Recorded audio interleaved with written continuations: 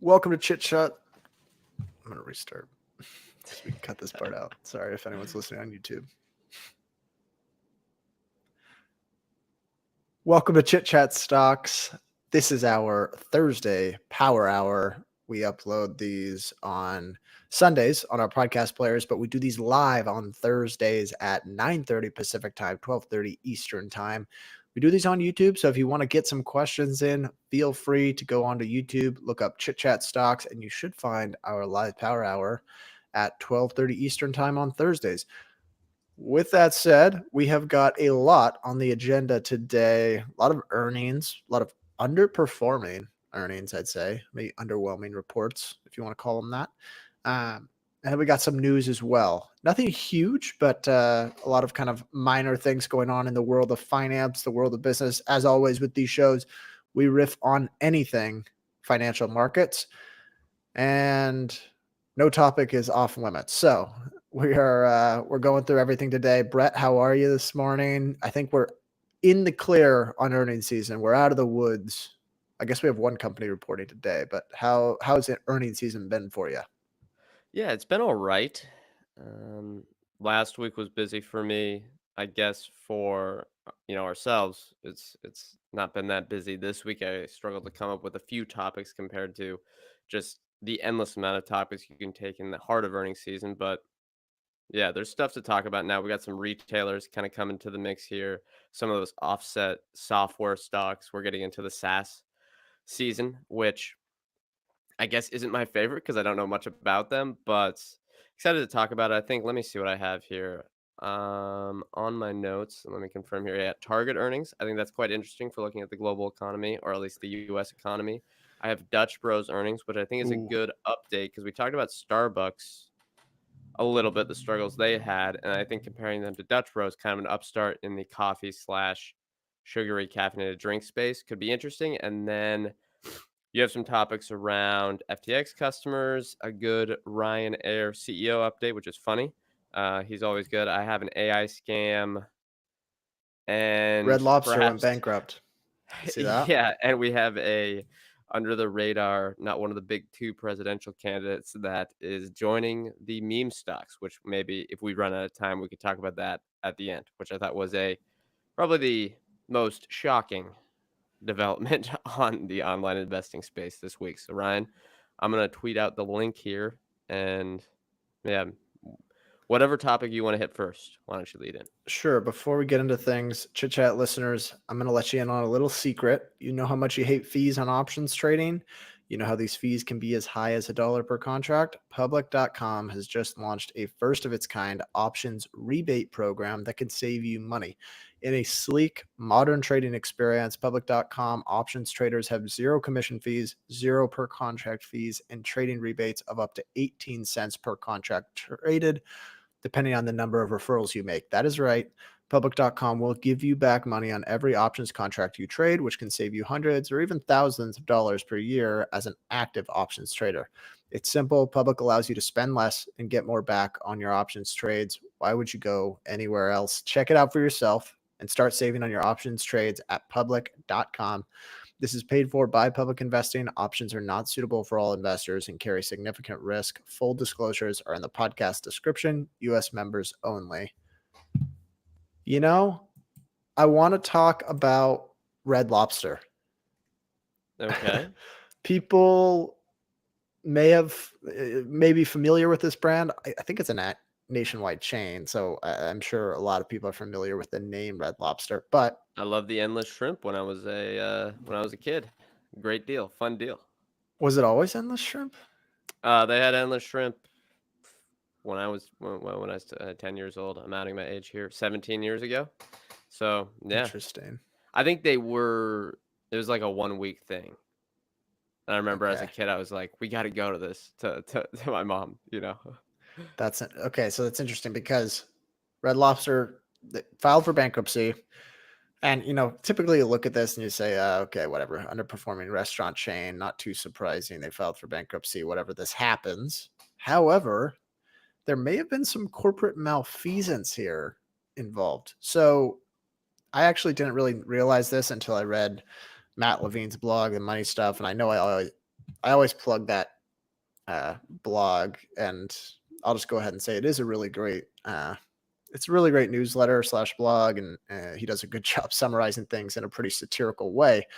But I'm going to give you this. So you're thinking about Red Lobster, the bankruptcy. Most people probably don't know the corporate side of Red Lobster, but he gives this 10-step process that may or may not have happened at Red Lobster. He says, here's a hypothetical move. 1, you are in the business of producing and selling shrimp. 2, you expand vertically by acquiring a chain of seafood restaurants. 3, the restaurants start to struggle and are heavily indebted, and you worry that your equity investment is losing value and possibly worthless. 4, how to cut your losses. 5, well, you have 2 relationships to the restaurant chain. You own the equity, and you also supply the shrimp. 6, not much you can do with the equity. There's a lot of debt. The creditors rank ahead of you, and they are unlikely to let you take any cash out as a dividend. 7, but as the equity owner, you also control the board of directors and get to appoint the chief executive officer. 8, the CEO decides how much shrimp to buy.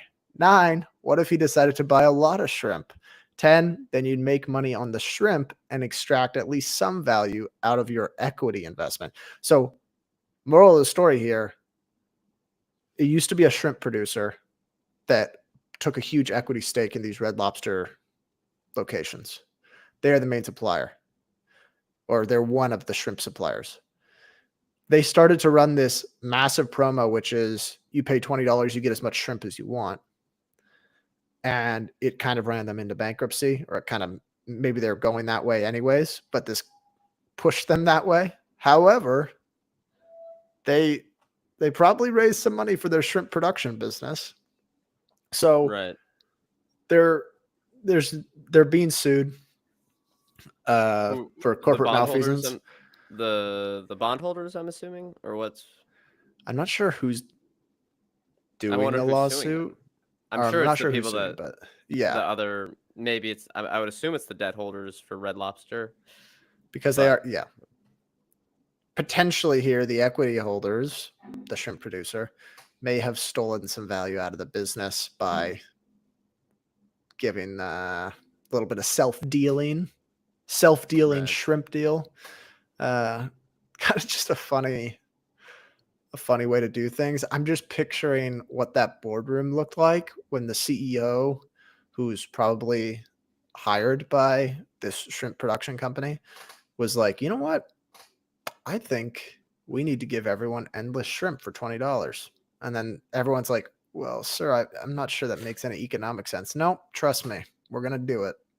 Or yeah, I mean, yeah, I don't know who else was on the board, but if they're all part of the shrimp company's ownership, maybe they were like, so we're gonna do this, and then they're kind of like, yeah, we'll do it, and they don't really say it too much. But I think it's interesting because one, it's a pretty smart move on its face. Two, it's probably unethical a bit, but I wonder if it's gonna be deemed illegal because like a lot of the times this is in the gray area, and maybe if you're a public company, you could see how this is definitely a red flag for a management team if you're going to invest as an outside shareholder. But I wonder whether this is going to be, and I don't know if there's any sort of law or court case on the books that has shown precedence on this in the past that something like this would be illegal, but it'll be interesting to see if that gets deemed like that.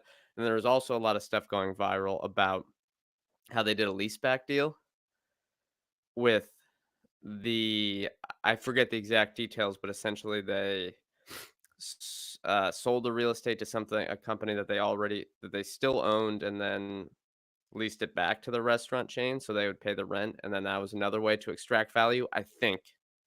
And people are saying like this evil hedge fund did that, which I get. They kind of, maybe you could say, screwed the other people or misled them, but that doesn't seem illegal at all. It's just I kind of viewed it as, okay, one group of people outsmarted the other group. Like, are you know, it's not like they secretly did it. They made the deal. They signed a contract. Yeah. The only part that I would think is maybe like straight up illegal here is if they didn't make it a competitive bid from suppliers for the shrimp because I know they had multiple Right. shrimp suppliers. The self-dealing. If Yeah. one of the CEOs is like, Yeah. actually, I think we're only going to go with this supplier and order an absolutely insane amount of shrimp and give it away to Yeah. everyone for an egregiously low price. That may have been a bit of stealing from the debt I holders can in a see that. way. Yeah. Yeah. All right, we got some questions in here. Let's see. Tyler says, "Does the white girl portfolio?" I guess I had a tweet about that saying Target, Lululemon, Starbucks, and Ulta are all down.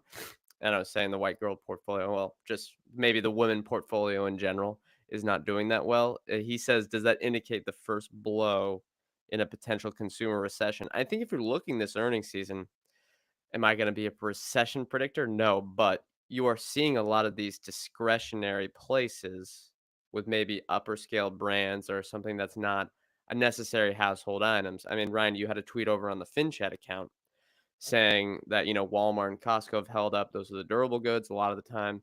But something like Starbucks, Target, I guess, is a little more discretionary, but has some durable goods as well. Starbucks, Lululemon, that type of stuff have been struggling, and I think it's quite interesting. What are your thoughts on that? Maybe we can just hop into that topic for the second one here because we already had notes for it as well.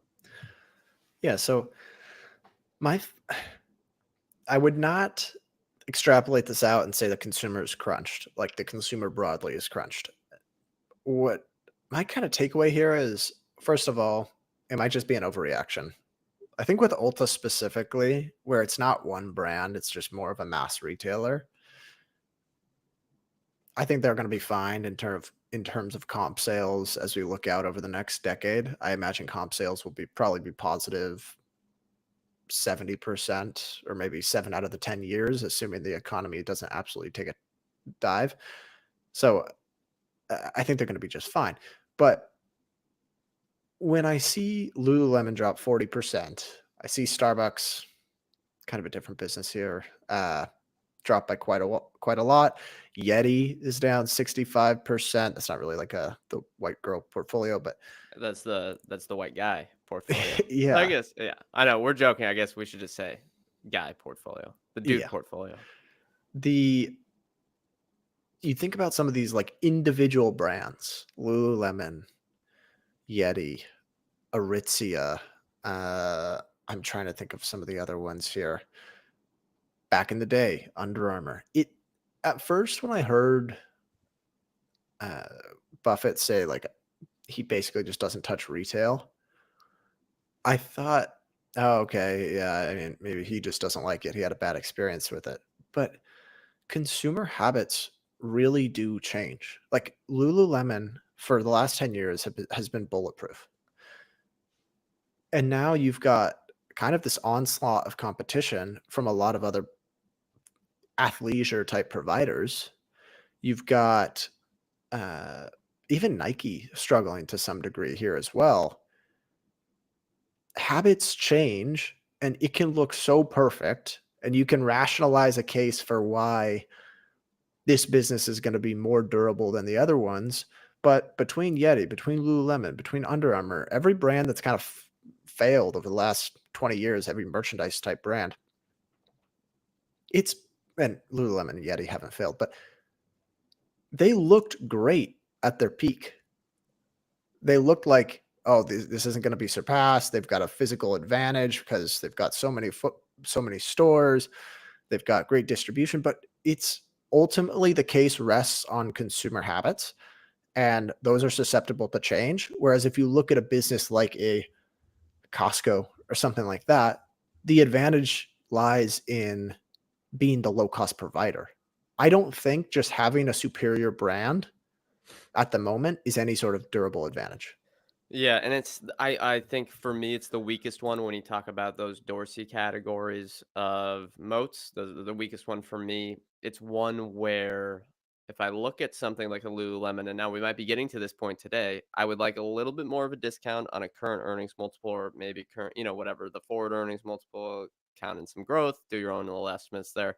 I want a bigger discount than I would with something like a digital platform like Airbnb or Adyen. Those just come to mind. What I think is interesting is if you had I know I always use this phrase, a gun, if you had a gun to your head, I think I would say if you take Ulta and Lululemon, I think they outperform over the next 5 and 10 years. But it is correct, Ryan, and I agree with you that it's very hard as an investor sitting here today saying, okay, is it a discretionary slowdown and the Lululemon brand is still strong? For me, it's tough to identify. Now, maybe if you're one of the core customers, maybe you work at a store, you could identify this, but that's just one store and that's not the whole entire economy. And I've had it here. We have another person saying this here too. I've had some other people. I was trying to get some conversation going on the old X slash Twitter on Ulta because I was really wondering why the stock was down so much. And we have someone commenting here, personal anecdote, but all the women I talk to prefer Sephora to Ulta now. Hearing the Ulta CEO talk about these competitive dynamics, he didn't seem too bullish. Still, it's at a 15 PE though, and they'll be able to buy back a lot of stock. I think Ulta could be my next stock I look at for researching on the podcast. I think it's quite interesting. We've talked about it on the Power Hours a lot before.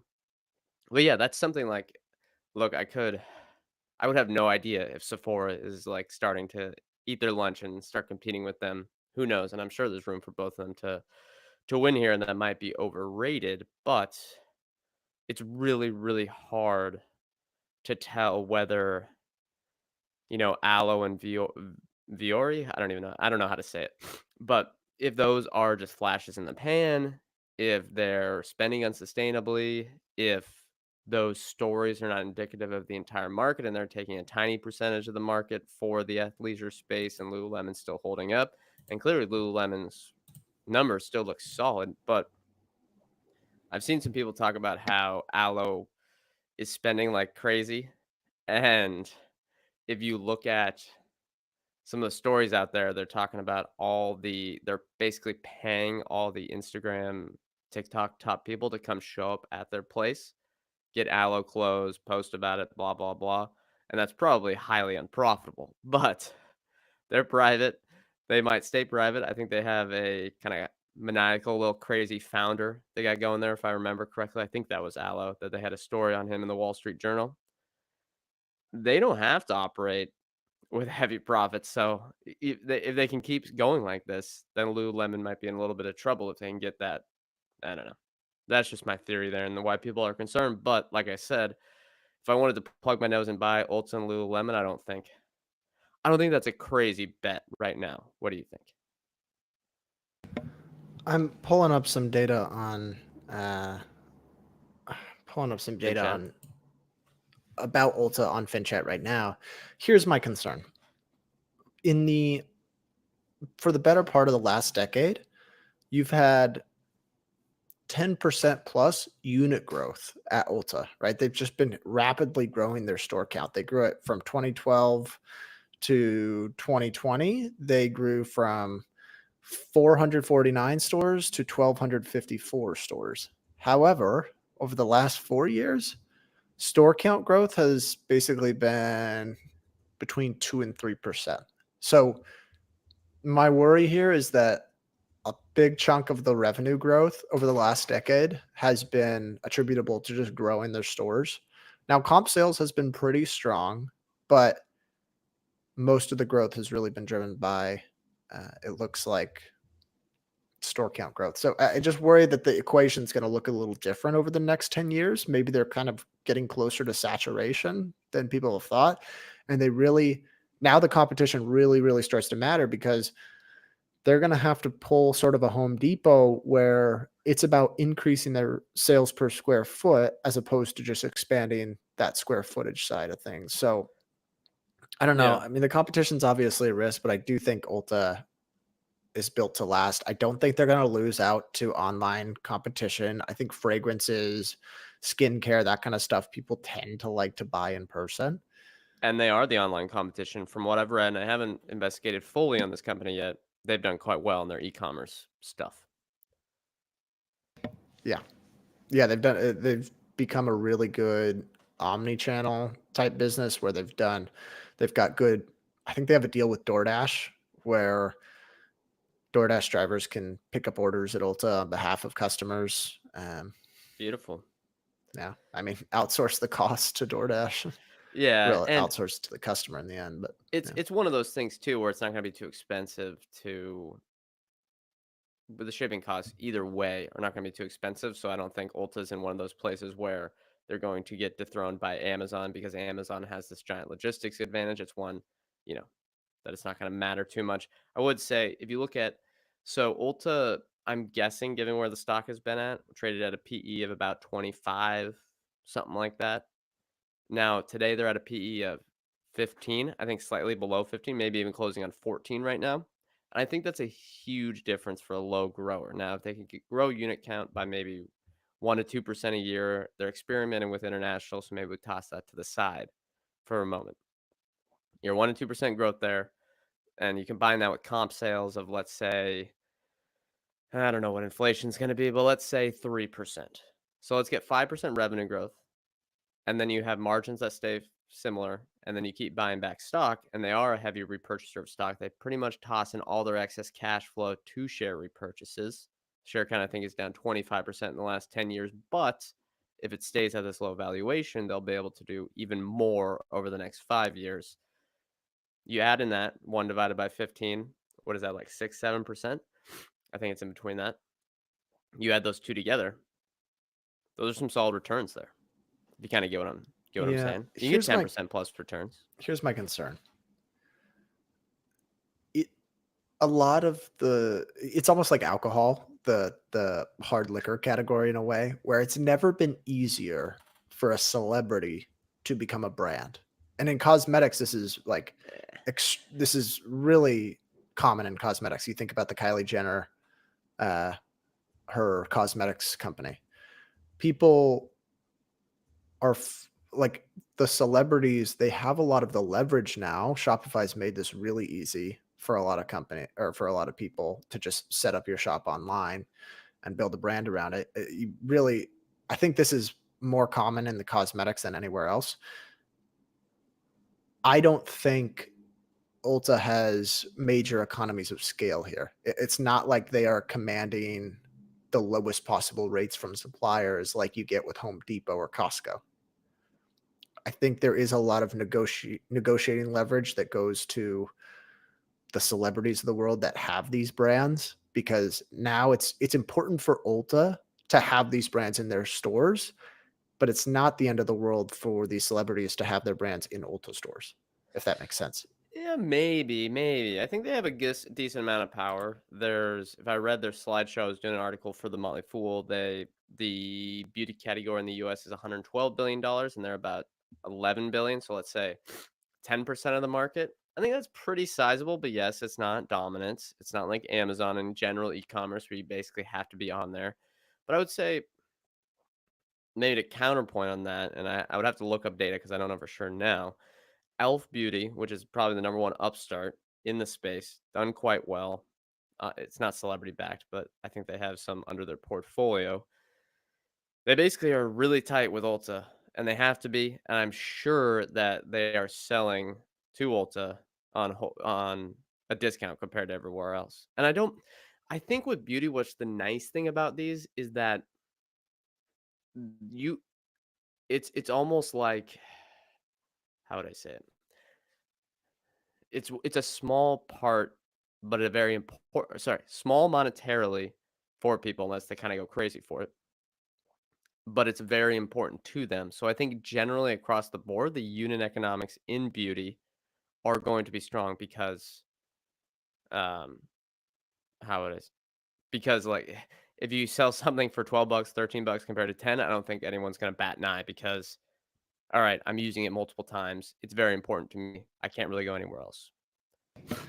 Here's my concern, right? EBITDA margins have gone nowhere in 7 years. I worry. Yeah, what's wrong with that? Well, I'm saying if you're a retailer with economies of scale, you would be getting some margin expansion as your retail sales per square foot continue to trend up, right? Maybe, but maybe they're building out e-commerce stuff. I'd have to look further, but I don't think that's the end of the world. I mean, what would you say? Costco's a bad business because their margin stays low. Well, I think it's a little different because they're consistently passing through the cost savings to customers. Let's look at the So, gross well, margins because okay. So, you'll see it in the gross margins. And you know what? I've been to ULTA. They're not a low cost provider. yeah, okay. Then Okay, I think that's not there's not certainly been gross margin improvement. yeah. I don't know the numbers yet, but I would say that's not. I don't think that's a reason to get out of the stock because the EBITDA margin's been flat. Oh, you're probably. I mean, There's a lot to like. there's a lot to like. It's. I have some concerns that Sephora and other retailers will have success. I know Sephora specifically has had a lot of success. I also know a lot of just kind of just anecdotes, but with Instagram shops, TikTok shops, stuff like that, it's so easy to sell direct to consumer. I wonder if that's kind of eating away a little bit at ULTA's business. Yeah, I mean, it could end up in the too hard pile for me for sure. And there's a reason, like you said, Buffett stays away from these type of businesses. But it is interesting nonetheless. If the past is like the present, or if the future is like the past with ULTA, and yeah, they're not going to be able to grow unit count that aggressively. It's going to work. But the big question is it going the too hard pile because we can't tell if it's going to work anymore? All right. I think that's topic number 2 down. Ryan, do you want to hit Dutch Bros? Seems a little weak. Target is also in there. Do you have anything else, I guess, Let me. related to I want to anything talk. else you want to talk about first? Well, I want to talk about FTX, but let me talk about our friend first, Firm Returns. Firm Returns is a stock research blog that we personally love here. It has global coverage, but it really leans more towards the UK. You've heard us talk about the firmreturns.com blog on this show before. The UK coverage is excellent, and it covers companies anywhere from a $10 million market cap all the way to a $40 billion. And the smaller the company, the more value I tend to think get out of the research, just because he talks to management teams, he digs really deep, and there's so much less coverage throughout the investment research universe on small UK companies like the ones that Firm Returns covers. So I really do recommend checking it out. The paid tier gives you 4 in-depth research reports on new companies each year, but there's tons of free access to long form articles as well. So just go ahead, check it out, firmreturns.com. If you are interested in a paid plan, firmreturns.com/chitchat will get you 20% off. So go ahead, check it out. Before we hop to anything, let's talk FTX. Because did you hear what happened here? 1 second, I had to unmute myself. What? Well, lots of things have happened. I heard that he got moved to a California prison. I heard that. I didn't hear about that, but What is the specific thing that happened? so this maybe is kind of the last. Well, we'll see. Hopefully, this is the last step in the FTX drama, if we want to call it that. But basically, some of the investments that FTX made, I should say illegal investments, because they did them on behalf of, they did them using customer funds. And frankly, some of these weren't even investments. They were just expenses, like donating to certain politicians and stuff like that. So some of those expenses they were able to recoup, and some of the investments actually worked out. So in other words, throughout these bankruptcy proceedings, FTX has actually been able to find some spare change laying around, if you want to call it that. Like, they were able to recoup a number of their investments, and some of them actually did really well. Part of that is because the world of crypto kind of surged again. So FTX customers will be getting 118 cents on every dollar they had on the FTX platform. Important caveat here. So that is, they get every dollar back plus interest. However, if they were holding crypto, so that's for every dollar they held on FTX. If they were holding crypto, they will be getting the price of that crypto back at the time the FTX basically went under. So if you held 1 Bitcoin on the FTX platform, instead of getting the 70,000 or wherever it trades today, you'll be getting 19,000, which is, I believe, the price of Bitcoin when it was at the bankruptcy time. So you're getting the 19,000 plus interest on it. So still not bad. And who's to really say whether or not these people would have just held the crypto all the way through and had the success that uh, some people had over the last couple of years. But if you were an FTX depositor, would you be okay with this outcome? I mean, somewhat, yeah. I guess you'd be technically, maybe not technically. If your expectation right when the collapse happened was that you wouldn't get any money back, you'd be happy. But since it all got stuck in there, and then crypto prices moved again, y- I would have. I think if you understood how the bankruptcy thing was working, you would have been like, okay, well, these crypto prices went up 3 times, and then I think I can get my cost basis back or whatever it was at the time. It shows though what FTX's business model was, which was spend money we didn't have, hope crypto prices keep going up, and then we can pay people back if they want to deposit out or withdraw out their money, which is a wild business model and entirely illegal. And this is an extremely low bar to get their money back. I mean, prices went up 3x, right? Like that's easy. If you held it and then you're like, "Oh, well, we held some of this and now it went up 3 times. We can pay you all back the cost basis you had." I don't think it's crazy, but it's good for the customers that they got it back. I guess it's lucky that crypto prices went up by 3 times and not down by, 70%. So, Yeah. interesting that it happened. If I was a customer, I'd probably be happy, but if you're someone that was using FTX to kind of buy and hold Bitcoin, you're probably unhappy. Yeah. I mean, this outcome could be very different if crypto prices didn't uh, soar over the last 3 years. It would have But been different. if you're Yeah. an FTX customer, I think you're probably pretty happy here. One, if you're holding dollars on the platform, you're getting money back. But two, it's not like you're missing out on, like, if you had one Bitcoin, like, let's say you bought it at $20,000 back then and it dropped down to 19,000 and then suddenly you couldn't access your cash. You're not sitting there thinking, I lost 70,000. You're sitting there thinking, I lost 20, and you're getting that money back Maybe. plus interest. Maybe you're So thinking about this. Go ahead.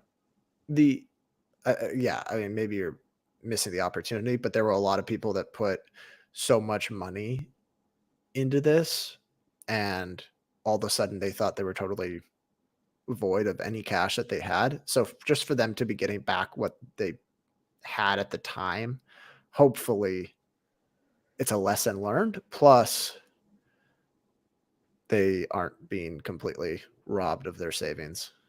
Yeah, well, I think they got lucky. I don't think anyone's going to learn any lessons that deposited money on FTX. If I am taking Davy Day Trader as a example, someone who had money on there, I believe Remember the Wall Street that's not illegal. Journal? That's no one. I That's going off of my memory. This is what Tyler says in the comments. We stole your money, lost half of it, but we bet the other half on red on roulette. So now some of our money we can give back to you. Essentially, how it Yes, happened. pretty Uh, much. Now, yeah. some of it was they like recouped money that they spent with politicians. They were able to withdraw the Mm, contributions, stuff like that. right. Right. Nice. The other part is, I think, hopefully, for some people, this scared them straight. It scared them straight in the sense that some of these crypto platforms aren't reliable. They aren't regulated with the same scrutiny as a broker in the US. So I imagine there will be scars and people will say, maybe I dabbled into something I did not understand. Now, some people will continue to be the Davy Day traders of the world and gamble, but I hope it's a lesson learned for some people.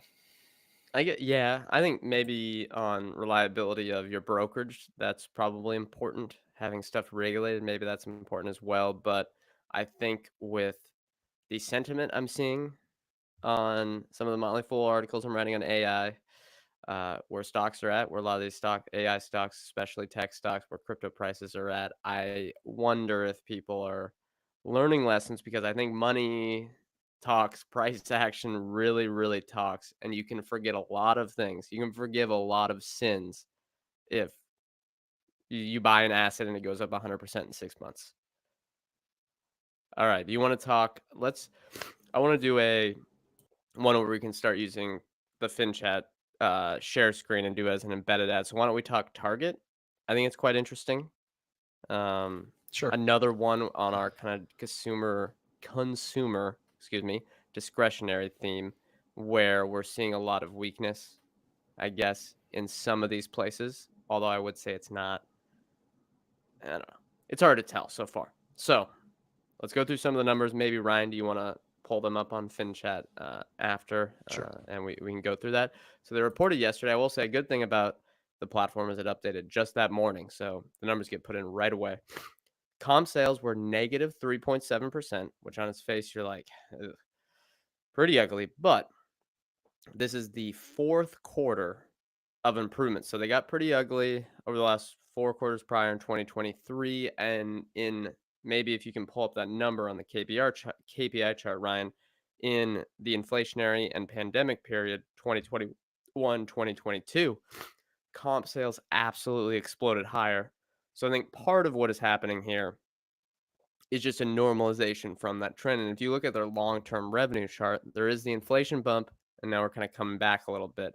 I think one of the big questions for retailers like Target is, okay, how much are we losing share to a place like Amazon, or how much of this is just the macroeconomic stuff and we're still okay?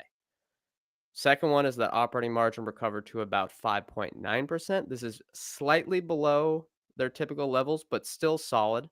Dividend yield is now over 3%. PE is down to 16, which I will say with where the stock is at, I believe it's down a little bit, but I'm not exactly sure. Uh, I don't who was buying Target at like a PE of 25. I want to know People that that thought the comp sales would continue. at 10% forever. Yeah, I think that's a lesson. Comps, it's not about what happened in the past. It is what happened in the future. I will say I have a question here. Does the stock intrigue you at all? But let me maybe just do a pitch on where you can find these charts at FinChat for our advertiser here.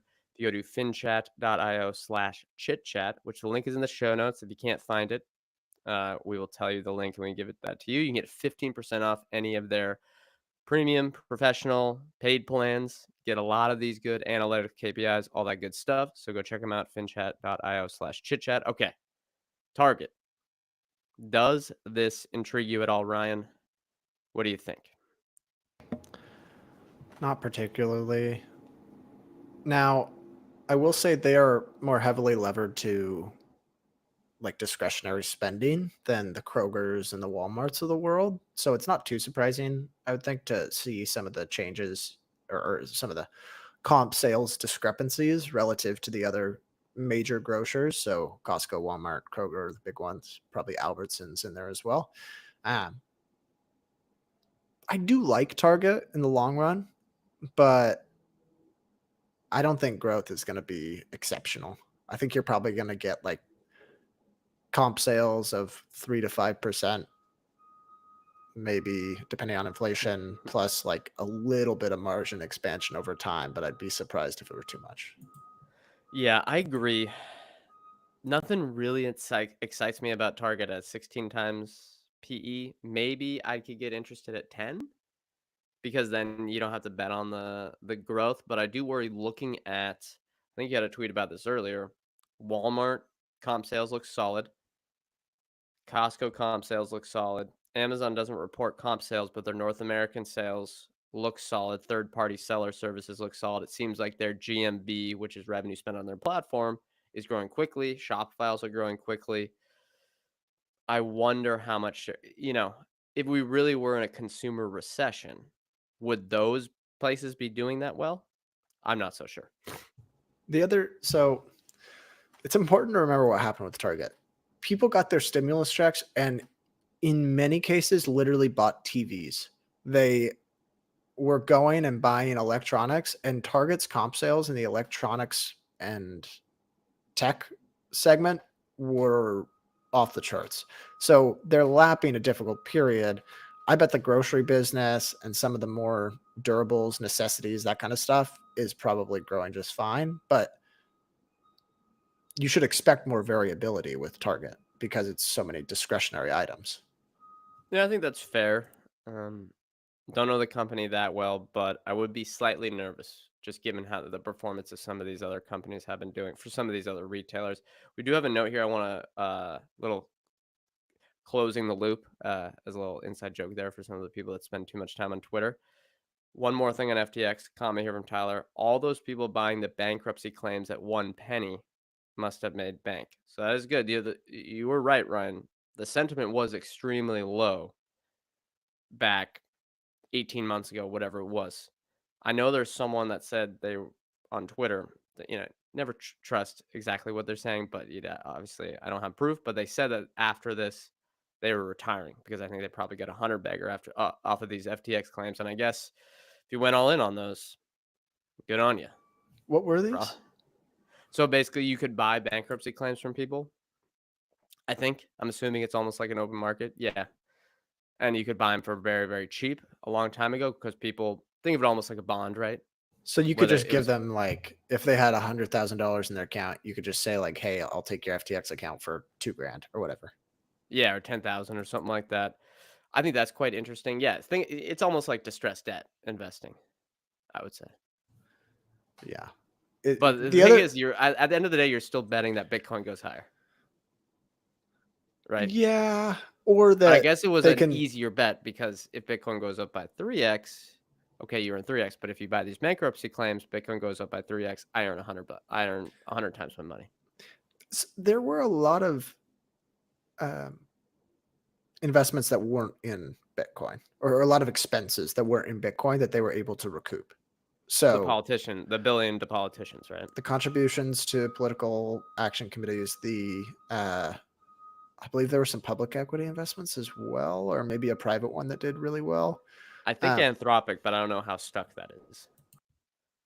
yeah, so they were probably bailed out by some of those.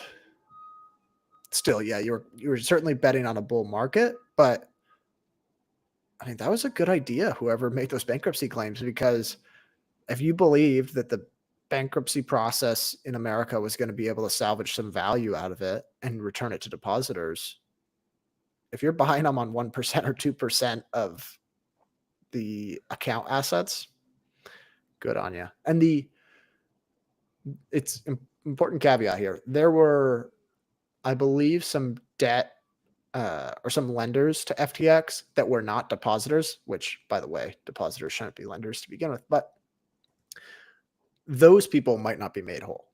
So if you were a legitimate lender, you might not be getting what you were hoping for back. I think that's still being worked out.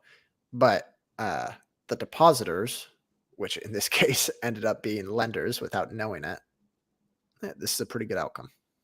Yeah, interesting. Okay. What do you want to talk about now? I got some GameStop tweet that was wild. I got an AI scam. We got your eDreams versus Ryanair thing. What do you want to hit? What do you think is most interesting? We got some fun. I think we got some fun stuff. I know we're not talking Nvidia earnings, but every single place on the planet is going to be talking Nvidia earnings. And frankly, we have nothing insightful to say. So apologies, guys. We're going to be talking about stuff that we hopefully know a little bit about. Yeah, I will say we've been wrong all the way on Nvidia, and why stop now? Let's keep being more wrong. I Is think it? Yeah. Well, yeah. this We've is a been a $10 little bit trillion skeptical. company in the making. Hey, at least we weren't saying accounts receivable is going up, so it's therefore fraud. But I've been a little bit skeptical, and I guess they keep growing, and it's been highly impressive. Okay, what one you pick, Ryan, of the topics here? Let's do a Dutch Bros versus Starbucks. Little company comparison here, competitor analysis. Okay, let's see. So I think the simple one here is Dutch Bros same store sales growth last quarter 10%. Starbucks globally down 4%. US down 3%. Uh, Dutch Bros is opening up 150 new shops in 2024. I just have some numbers on Dutch Bros here, but EV to EBITDA is 28, price to sales of 3.3. They're not that profitable yet because they are still kind of in the early phase of their life cycle. They were actually unprofitable at this time last year, and they inflected to positive net income, which is nice. So hopefully they can be cash flow positive, self-funding, all that good stuff. Do you think, and I know Dutch Bros is still small, somewhat. Your share screen there is getting a little wild there, Ryan. I don't know what's going on. Sorry, I was on like mirror mode because I was on the Riverside tab. Doesn't matter. I've got it here now. Yeah, usually you gotta click the. Yeah, well, I'll show you how to after the recording. Okay, I know it's a small one, small company, right? It's way fewer shops than Starbucks, even in the United States. Do you think they're having any impact on Starbucks at the moment? I know there's anecdotes out there when people talk about, oh, I switched from my treat coffee drink from Starbucks to Dutch Bros. And if it is, and Dutch Bros can double, triple, 4x its location count over the next decade, I mean that could be a significant headwind for Starbucks. Yeah, I think there's a lot of problems at Starbucks. I don't think Dutch Bros is making that much headway into Starbucks, call it customers demographic, just because it's such a small piece of the pie right now relative to Starbucks. But yeah, people are probably looking for alternatives. And I know Starbucks has been able to raise prices indefinitely for 20 years, but I worry that $8 coffees aren't sustainable. And especially in a world where it's not like the customer experience at Starbucks used to be you go there, you got like a good kind of positive environment where it's almost like you're staying at the store, maybe it's drive through, but it's kind of a luxurious in a way coffee style experience. But with mobile orders now, it's like you're not that far away from the standard coffee shack, if you know what I mean. Yeah, I mean, I think the thing was, yeah, Coffee Shack, I guess, but some of those other they were replicating a lot of those nice local coffee shops where you felt nice walking in, you work there or something, that's your thing. But if you're just standing in the mobile order line, it's like a bread line, right? Yeah, they wanted to be the third place. They wanted to be the third place between work and home. They wanted to be like a Yeah. place you could go and work, which maybe that was a little ambitious. I don't know. I kind of think maybe this will be a flash in the pan and we'll look back on this and just think, oh, comp transactions were down for a little while. Starbucks raised prices for 20 years and they had one period of bad comps, and all of a sudden everyone thought the business is in trouble. I think Starbucks will probably be all right. Yeah, I think the company will be all right as a as a relevant brand, but I'm not so sure the stock will do well. If the pricing power goes away, the unit count is already so high. China is that's a different story. I guess we don't have to go through litigate Starbucks again, but I would just even the US pricing power isn't there anymore. I don't know what they're going to do because they're already so large. And I don't know how they fix the mobile order problem because more people want it, but it's a way worse experience and it's not a differentiated experience versus I don't know, McDonald's, honestly. But okay, so here's my gripe with Starbucks. They instituted tipping. I know we've already been over this. I'm not some anti-tipping guy, but it does make the experience a little awkward.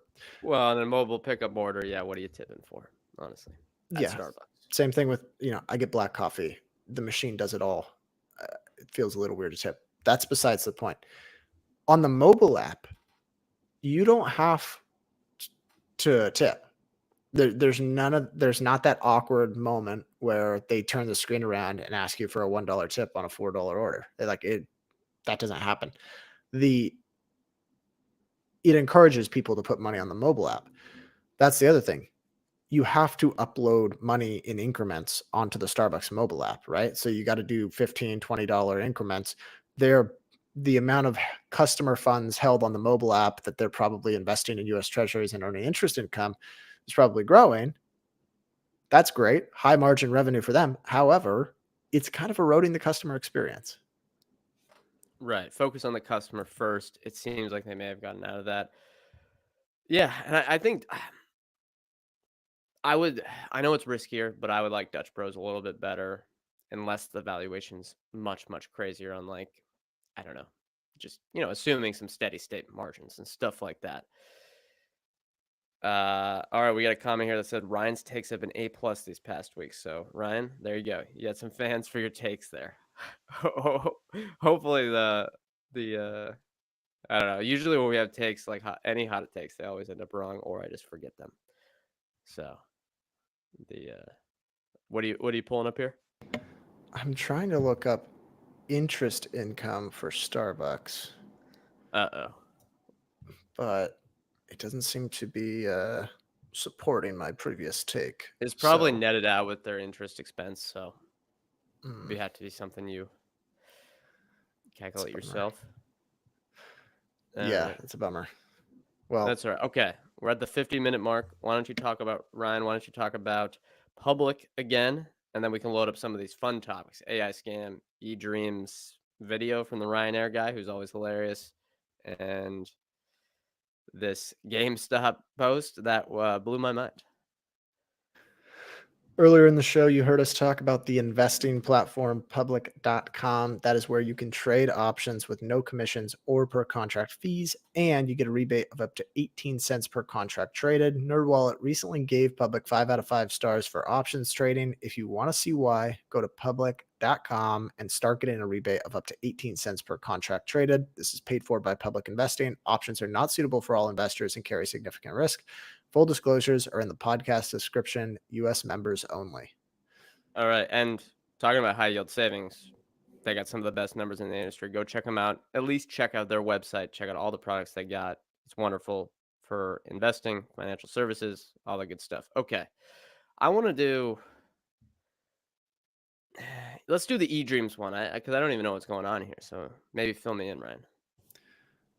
Yeah, I'm not 100% sure how the eDreams subscription works. I think basically you become like an eDreams member and they give you discounted prices on airplane or on flights.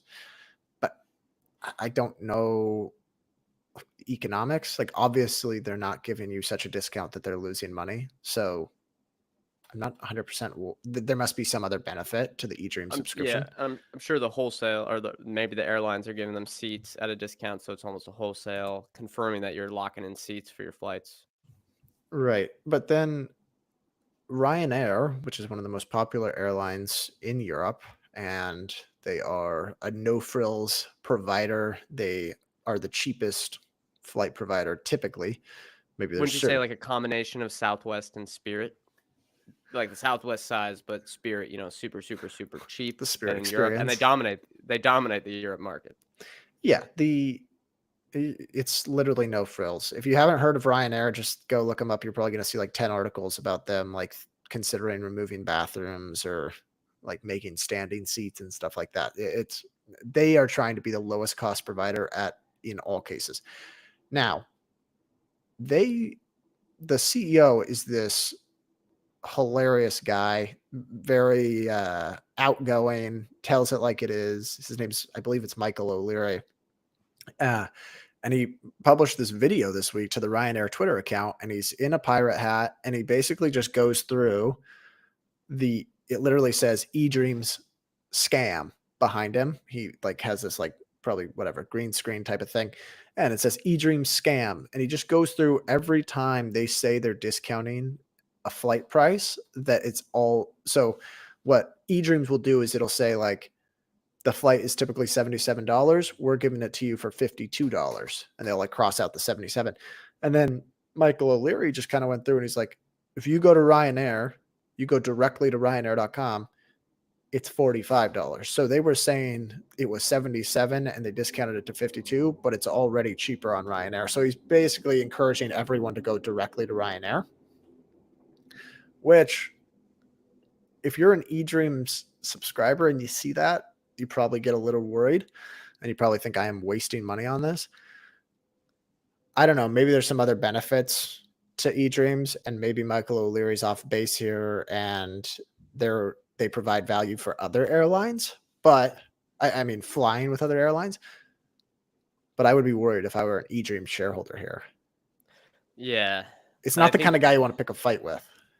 yeah, that's true. And he is okay. Ryanair always wants to be low cost, low cost, low cost. That's our brand. We're the cheapest. And I think anyone trying to compete with that is probably going to be struggling in Europe. So maybe eDreams needs to pivot for the subscription service and say, look, we're for the other airlines like British, KLM, Lufthansa, some of those others, Turkish Airways. I forget the others.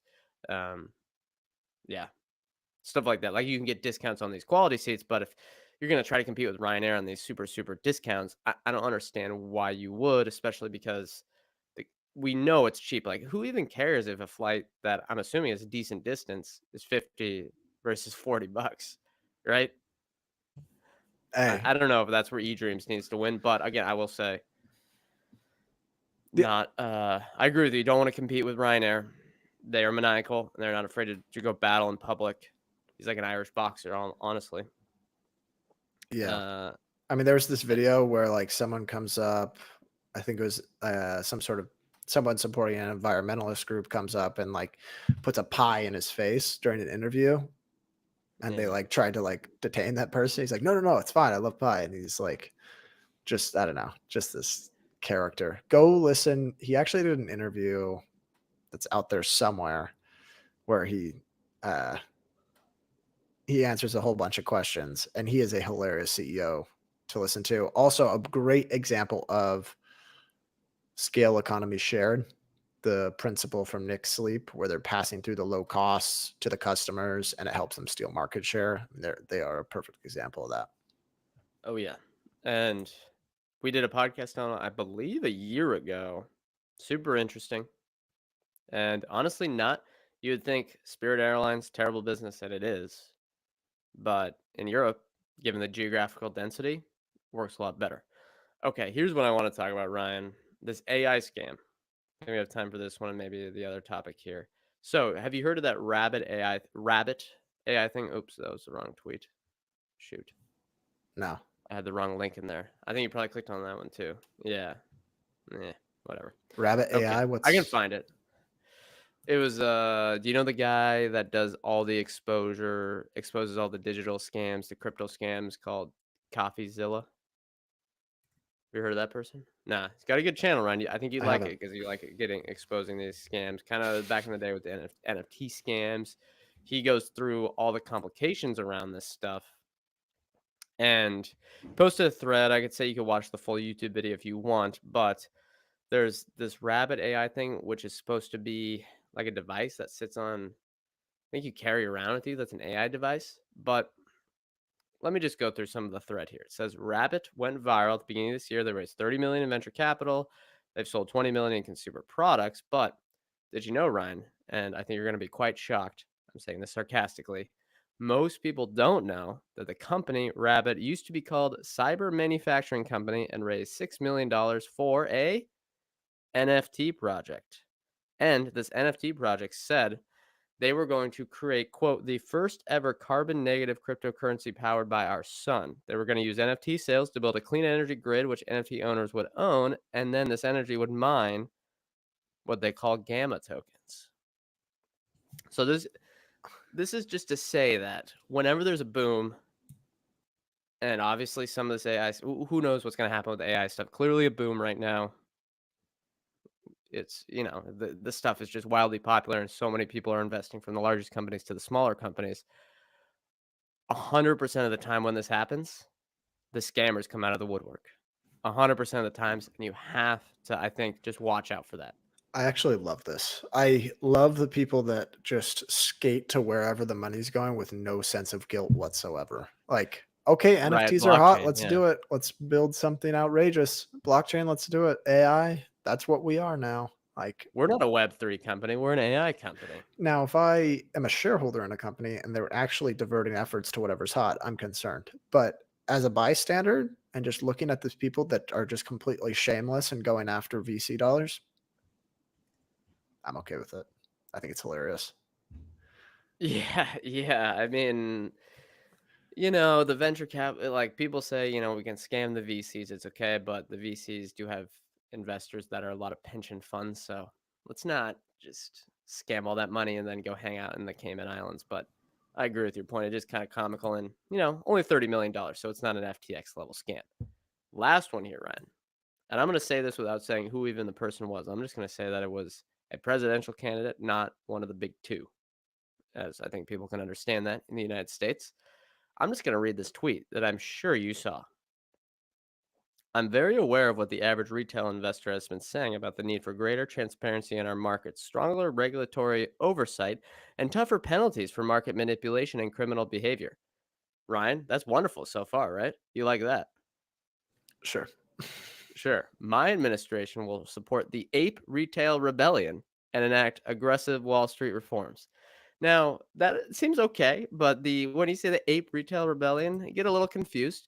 To match actions with words, I just invested $24,000 in GameStop from the fees I earned from suing Monsanto for knowingly poisoning our soil and causing cancer. I love the idea of making Monsanto support GME and the apes. We need a free and fair market. Let's punish predatory short selling to the moon. By the way, I ride with you and I'm not leaving. Then there's a So meme that says apes together strong. It looks like a Planet of the Apes poster. speaking of shameless actions to gain traction, the or to gain donations. Yeah, that's not the direction I thought that tweet was heading when you read me the first couple lines. The it it's a little sad to me to think that if you were starting as an investor today, there are so many bad roads you could head down with it Yeah. with people saying stuff like this. Like if you didn't know anything and you're just getting into this and you see someone who's like a running for president say Or something like even this, just a CEO of yeah, it almost gives it credibility and makes you believe like, oh, let me check out what's down this road. And you might be led astray to thinking that like it's the great world of manipulation in the stock market when you're just punting and gambling. And it's actually the stock market today is more transparent than it's ever been in its history. And if you want to look at manipulation, go study the markets in the early 1900s. There were 100 years no ago. Yeah. financial reports. You had no idea what you were buying. People could just give you fake shares. This like we live in a world today where the individual investor has never had so much access to information freely. And so secure with insurance, the SIPC insurance, the SEC over. I mean, people talk about the SEC maybe being asleep at the wheel.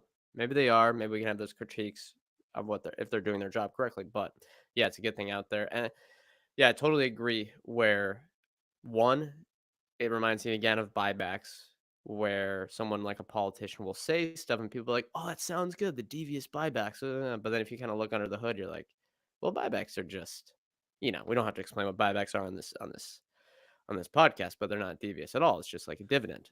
You know what's devious? I, The GameStop CEO issuing share after share and rewarding him yeah. stock awards. No, no, no, no. He's just trying to get more opportunity for more apes to join, Ryan. Now, this is another example of, and I think when you like, I'm not saying we're experts on this topic. We've only been doing this for a little bit of while.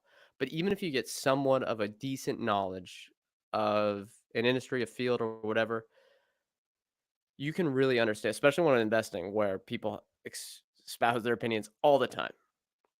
If you get some decent knowledge on it, you can see that so many people misunderstand almost everything about the topic, about the industry, about your field.